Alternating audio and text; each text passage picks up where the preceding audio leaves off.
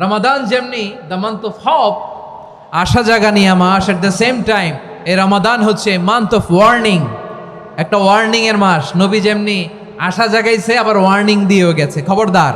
ওয়ার্নিংটা কেমন? আল্লাহর হাবিব সাল্লাল্লাহু আলাইহি ওয়াসাল্লাম মসজিদে নববীর ভেতরে হঠাৎ তিনি মসজিদে নববীর মিম্বারে পা রেখে বললেন আমিন।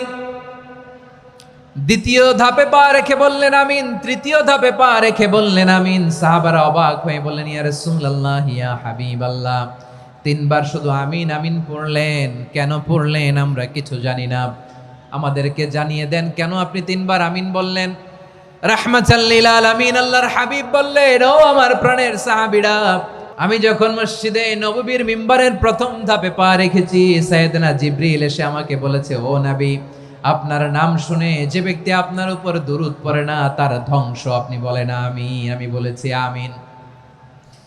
দ্বিতীয় ধাপে পা রাখার পর সাইয়েদনা জিবরিল বললেন, ইয়া রাসূলুল্লাহ, মাতা পিতাকে বার্ধক্য অবস্থায় পেয়ে তাদের সেবা করে, তাদের সাথে সদাচরণ করে যে সন্তান জান্নাত কামাতে পারলো না তার জন্য ধ্বংস। আপনি বলেন আমিন। আমি বলেছি আমিন।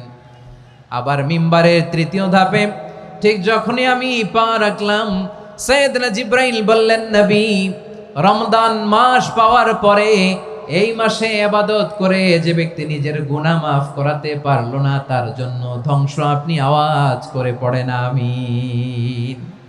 কত বড় ধমক, কত বড় ওয়ার্নিং দেখছেন! যে রমাদান পেয়েছে কিন্তু রমাদানের ইবাদত করার মধ্য দিয়ে সে নিজেকে জাহান্নাম থেকে মুক্ত বানাতে পারলো না, তার উপর আল্লাহ লানত, তার জন্য ধ্বংস।